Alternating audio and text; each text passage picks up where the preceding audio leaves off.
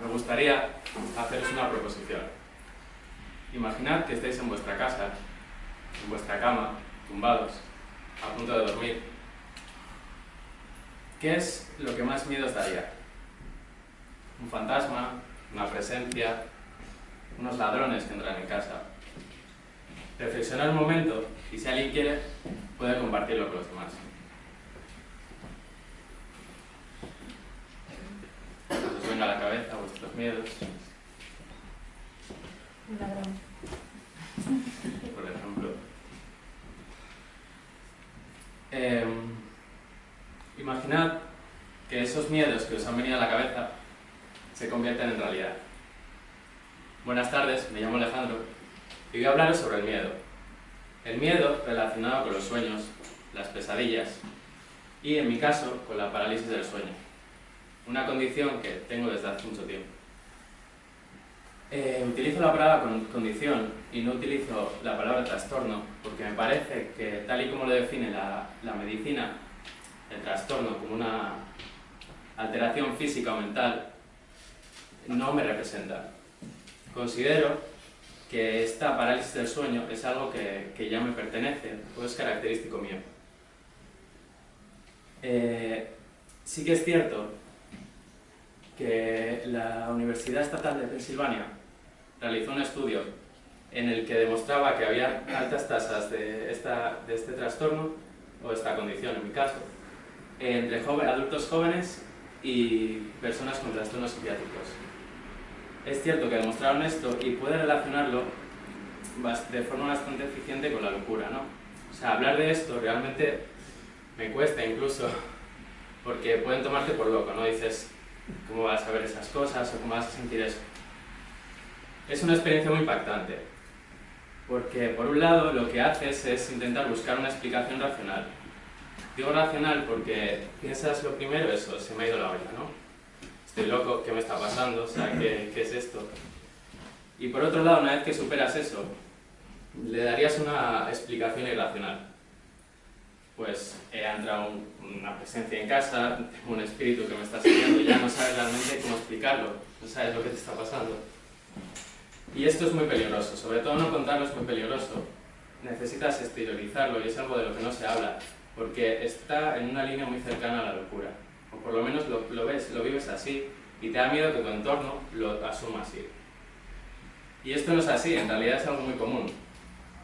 Existen tres tipos de parálisis del sueño. Digamos la aislada, la que sufrimos la mayoría de personas, y seguramente en esta sala hay alguien que la haya tenido. La genética, que es menos probable y viene de antecedentes familiares.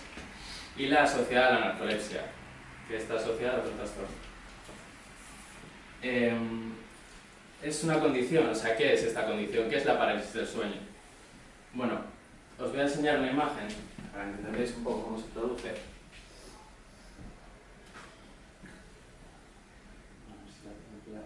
Bueno, perdona la calidad.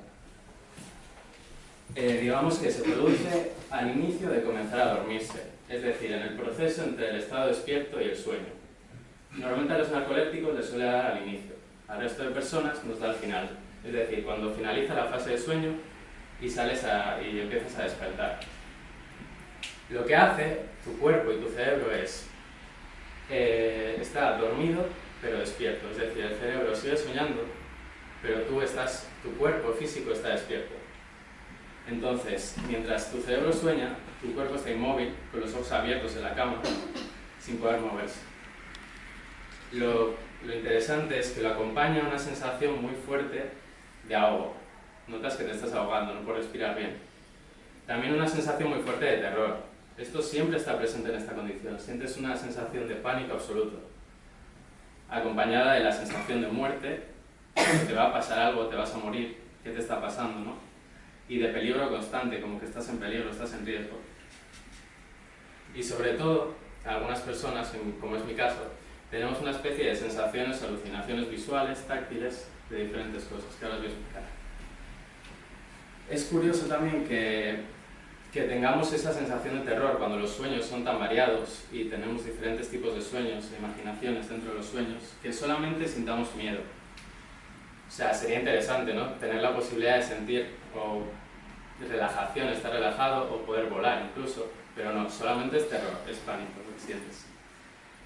Hay diversos tipos de experiencias. Generalmente la parálisis del sueño dura desde unos segundos hasta unos minutos. Dependiendo de la persona, es algo muy personal, cada persona lo vive de una manera, pero hay experiencias que son comunes.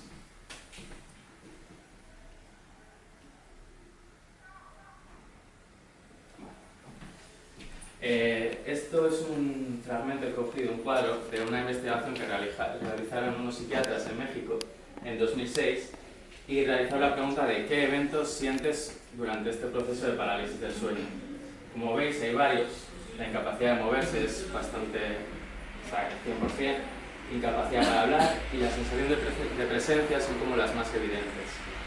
Luego tendríamos la sensación de opresión, lo que os decía, la sensación de ahogo, las alucinaciones visuales, auditivas, táctiles y otro tipo de alucinaciones.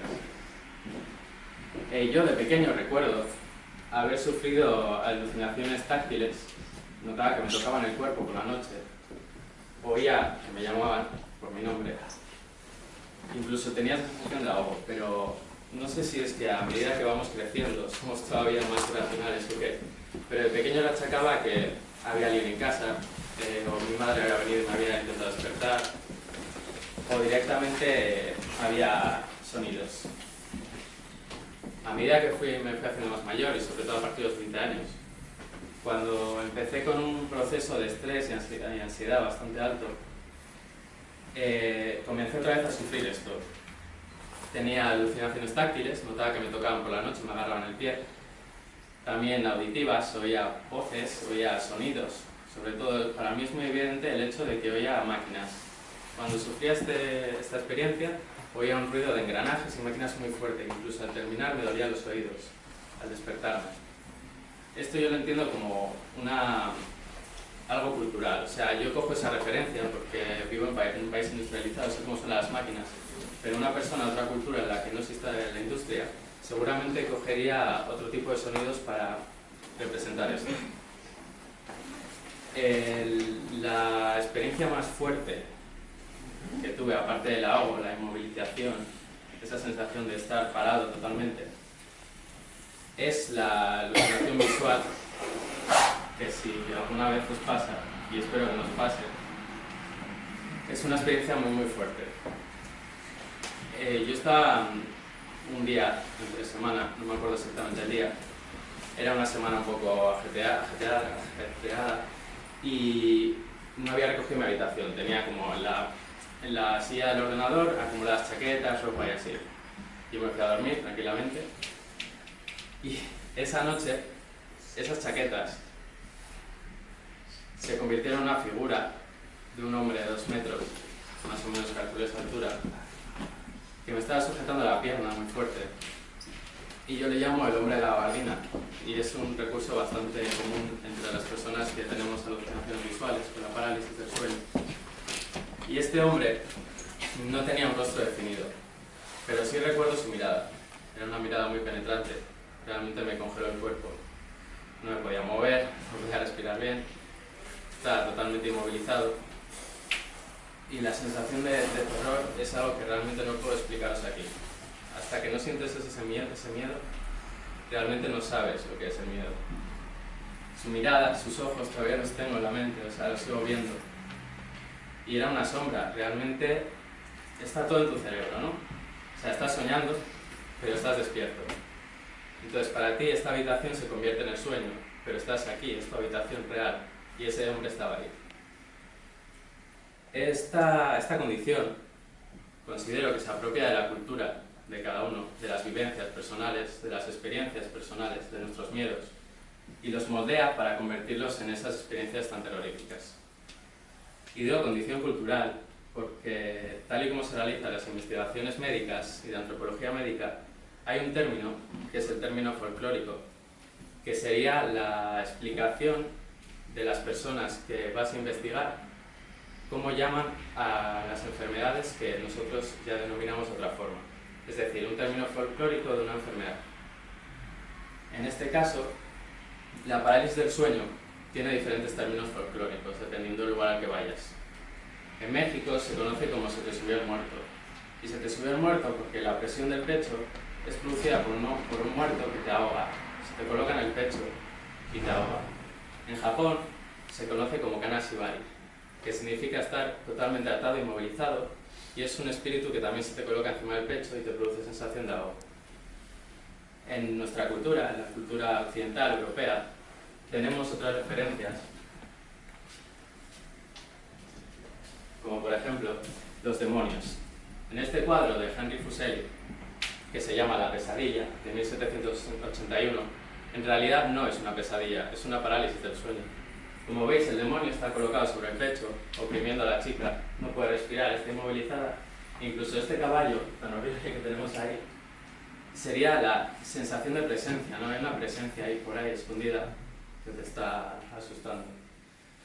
Incluso hay gente que cuenta experiencias de abducciones alienígenas en las que están inmovilizados por la noche y se los llevan, ¿no? Y luego los traen otra vez. También puede ser otro tipo de explicación folclórica de esta condición.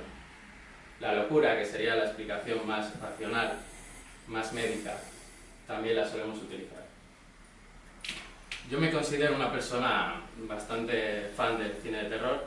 Los videojuegos de terror me encantan ese tipo de experiencias. Y muchas veces he pensado que yo mismo me he provocado esto. O sea, tanta película de terror, mi madre me decía, si ves esto vas a soñar, ¿no? Típico de, vas a tener pesadillas. Bueno, pues en mi caso las tenía, pero para mí llegaron a ser reales. Pero una vez que ya te has acostumbrado a esto y lo superas, incluso dices, jolín, bueno, yo que soy fan de esto, por lo menos tengo la posibilidad de vivirlo de forma real. O sea, ni realidad virtual ni nada, ¿no? Eso tengo ahora. Y te prepara, o sea, yo creo que es una preparación, también es una manera de afrontar ciertos miedos irracionales que tenemos los seres humanos, que te puede enseñar de alguna forma, o por lo menos yo he sacado esa parte, que me ha enseñado a superar otras cosas.